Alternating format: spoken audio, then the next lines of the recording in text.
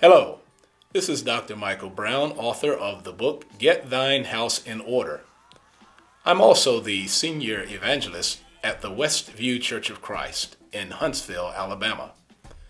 We are continuing our series of couples coming to ask or answer questions from the book Get Thine House in Order. And today we have two wonderful people that have consented to be a part of this program.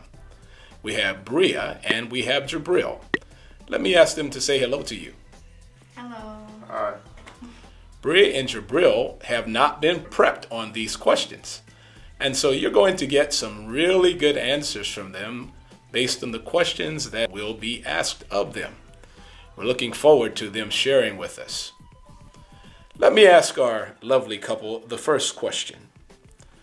What are some dangers of placing your relationships with friends and family on the same level as your marriage?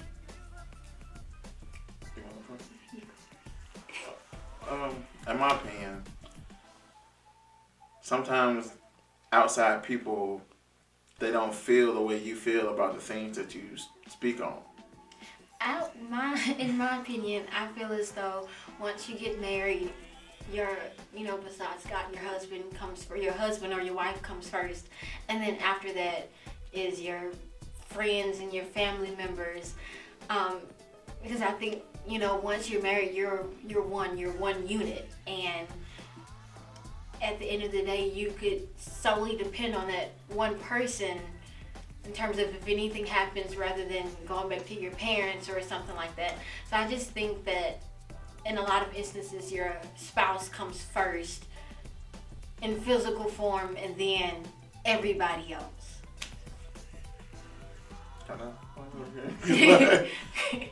Okay. Discussing things with say if I discuss things with my friends or my brother, they might not understand things the way that I understand them, so their responses won't hold as much weight as if I was thinking that same thing, because they're not included in our relationship, so they don't know how things are viewed between us. Let's go on to another question. I really appreciate your information so far, your responses so far. Let's ask a question more now on the lines of communication. Let me ask the two of you, how long have you known each other? Since 2017. 6 years. We've known each other About 6 years. About 6 years and maybe like 4 or 5 days. Yeah. It'll be exactly like 6 years and about 4 or 5 days. Yeah. How well do you think the two of you communicate? I think we communicate very well, especially more so now than we did at first. And even when we were friends, we communicated well. And then we started dating, and it was like, wait a minute, this is not best friend Jabril. This is boyfriend Jabril. So I have to learn to communicate just a little bit better. Our dynamics within the relationship definitely changed when we transitioned from friends to relationship. And I'll definitely say our communication is stronger than most because we connect better just because we were friends for so long before we started dating. So neither one of us is never afraid to bring something up that's bothering us. And so most of the time, if something is bothering one of us, the other one will see it without us even mentioning it. Yeah. Just the body language from that happening, it signals one of us to say, hey, what's going on? What's wrong? Since the two of you are not married yet, but you're definitely heading in that direction, here's a question that I think many people would like to get your response from. How long do you think time-wise should be spent getting to know someone before you would consider even marrying that individual? And answer in the sense of months or years. I think it should probably take at least 6 months during that time span you get to know someone. In fact, you've probably gone through 2 seasons, so you know what they're like in a 6-month time span. But at the same time, that's just to get into a relationship. But I feel like at least a year until you guys get married. I definitely trust the engagement process of being engaged for 10 to 12 months. I think that's a good time frame after knowing the person for at least maybe 3 months, like minimum, and more than just public places. So definitely more intimate, private interactions would definitely teach you about that person and different views and different lights. Let's talk now about conflict and how couples handle conflict. How does a person's cultural or familial background impact his or her ability to deal with conflict? In my opinion, depending on what someone has witnessed throughout their entire lives, up until they are in a relationship or dating relationship, or if they're married, and their way of handling conflict up until that point has probably been absolutely normal in their culture, in their background, and even in their household.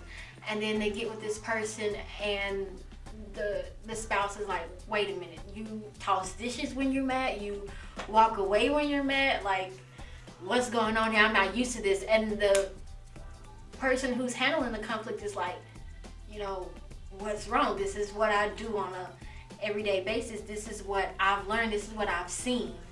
So a lot of times it gets internalized, and it could bleed over into your relationship or your marriage. And it's when you've been doing it for so long, it's hard to just stop when someone has pointed it out to you.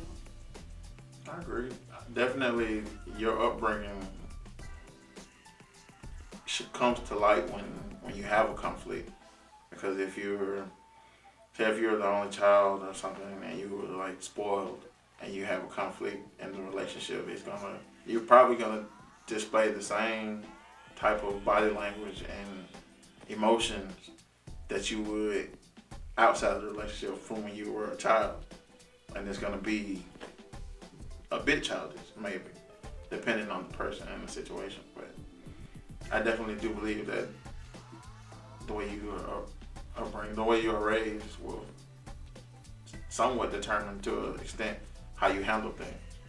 And even in some different cultures, it's if a man is upset or he's dealing with some type of conflict and he hits his spouse, in a lot of cultures that's okay. They consider that a form of not so much as punishment, but like it's okay.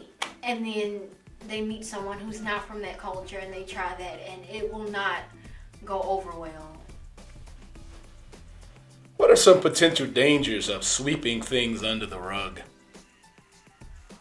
Things could eventually build up, and you can keep sweeping it until it turns into a mountain, and then, or even a volcano, and it just explodes. And all the emotions and the conflict that you've been holding in for days, weeks, or even months, it just explodes if, over the tiniest thing. And the person who you're talking to about this is probably sitting there like, but I just left the food on the stove. Like, what's the issue? Yeah, sweeping under the rug is like, it's like putting a fuse in a block of C4 that was just laying there. It's like you're gonna create some serious hostility, and you're gonna tiptoe around it until it just gets in the way, and you have no way around it, and it's just gonna explode. And I would not recommend delaying issues when they sprout like that. And there are a lot of people who are afraid of confrontation. I'm one of those people, and it took me a long time to be able to confront Jabril about some of my issues or anything that I'm having problems with, or something that he does that I disagree with or I don't like.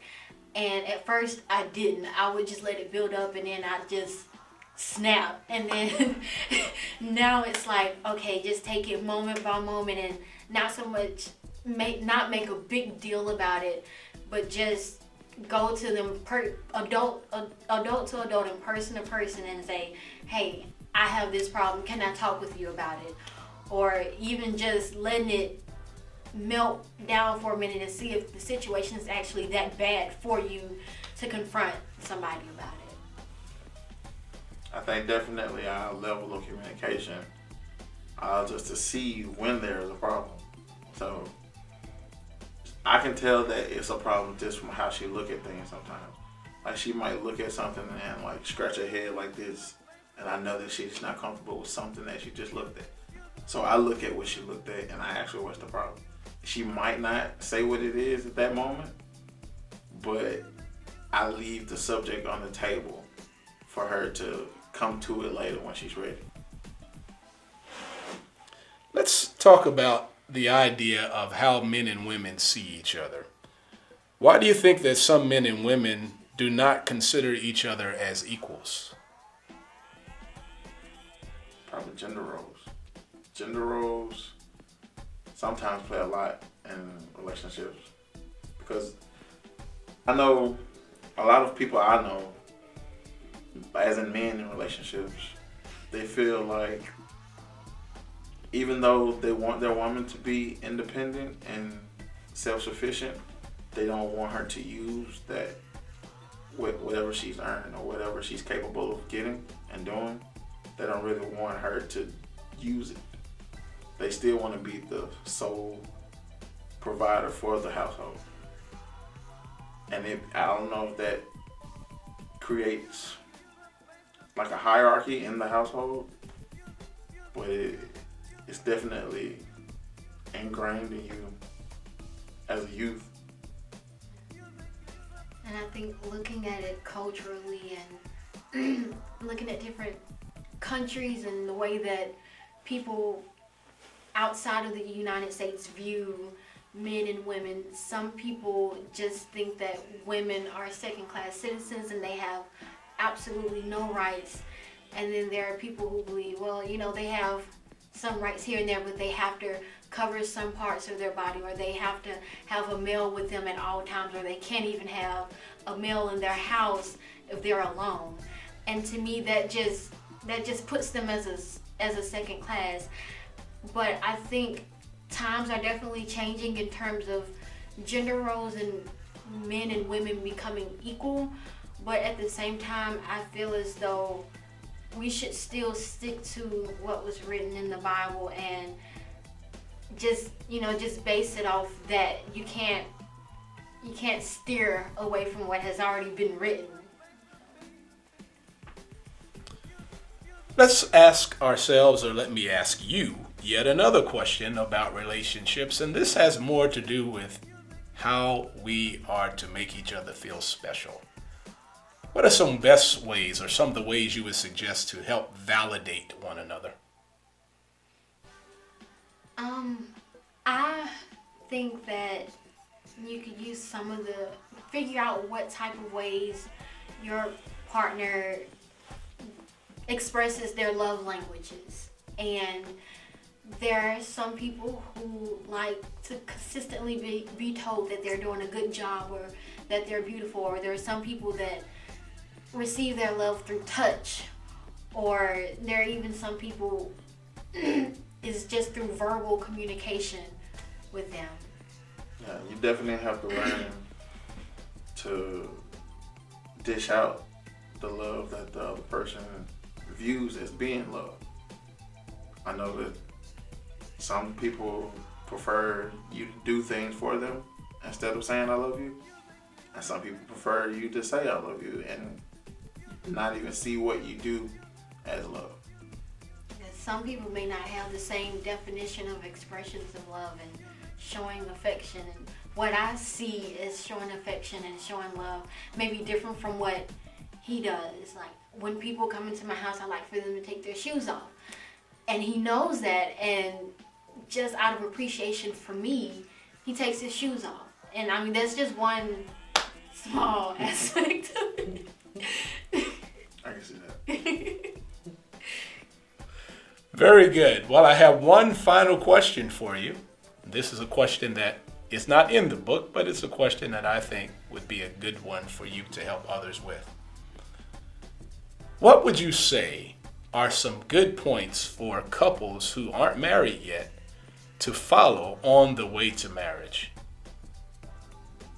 Be patient and get to know yourself along with the other person, because the longer that you're with someone, or just over time, you change as an individual, and it's best for you to learn along the way about yourself as much as you learn about the other person too. Yeah, I'll definitely. Let me think on this. I also think another tip would be to, besides being patient, don't be too patient. Don't just sit around and wait for things to fall into place, or even just sit around and wait for the other person to say, hey, let's go out, let's go to the movies. Because if that's the case, then they're going to get tired of consistently bringing it up, and they're going to expect you to have some type of input as well. Okay, I can think of a few. If you're in a relationship and you plan on being married, I would definitely recommend that you write down a timeline of things that you want to happen. And with each point, maybe jot down a few steps that you can take to accomplish it in the most efficient way.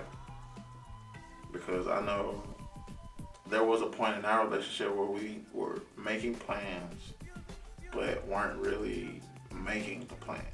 We were just discussing it in pipe dreams, maybe, like just dreaming out loud. But at one point, we got really serious about it and was like, okay, let's get a book and start filling it with ideas on how we're gonna do this and what route we want to take. So I would definitely recommend that. And just have fun. Just don't be too serious in the relationship. I mean, it's okay to be serious, but not 100%. Jabril and I laugh so much. We could look at each other, not say anything, and just it's just crazy. That's just how that's one of the ways that we communicate, and it's. Yeah, we can be in public and forget that we're in public, and we'll be in our own little bubble, in our own little world, and having conversations that we should not be talking about out loud where people can hear us. And then be like, those people are so weird. Well, just enjoy it and have fun. Absolutely. Well, we certainly want to thank this lovely couple for taking the time to share in this video series. We're so glad that they have come, and certainly grateful for the insight that they provided. We're going to give way now to the two of them to have them give a final word, a goodbye, and that will conclude our video session. Bye. Thanks for having us.